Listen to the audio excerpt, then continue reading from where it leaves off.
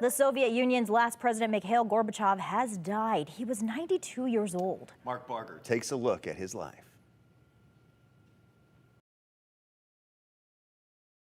He will always be remembered as the man who presided over the collapse of the Soviet Union. Mikhail Gorbachev ushered Russia into an era of radical change, politically and economically, creating shockwaves that are still being felt.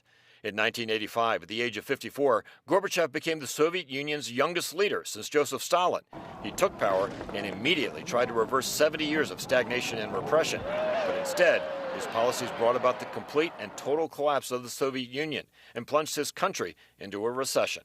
For that, he was reviled at home. But there will always be another Gorbachev, the statesman hailed as a hero around the world for ending the Cold War. His policies of glasnost or openness and perestroika, meaning restructuring, were hailed by many in his country and abroad. Gorbachev quickly reached out to the United States and fostered good relations with Presidents Reagan and Bush. He was awarded the Nobel Peace Prize in 1990.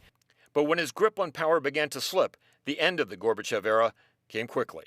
He faced challenges on two fronts, from hardline communists and from a democratic movement led by the president of the Russian Federation, Boris Yeltsin.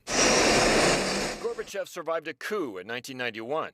When coup plotters tried to take over, he spent 3 days under house arrest at his dacha in the Crimea before being freed and restored to power. However, upon his return, Gorbachev found that power structures had thrown support over to Yeltsin, whose defiance had led to the coup's collapse.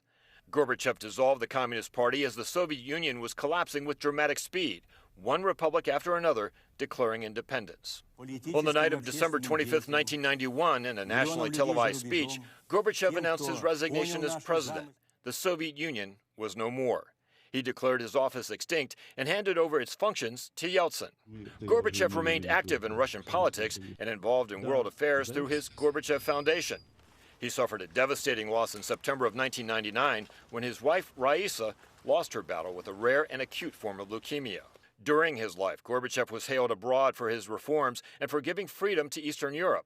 But Mikhail Gorbachev was largely hated in his homeland, seen as the leader who lost the Soviet Empire. Mark Barker, NBC News.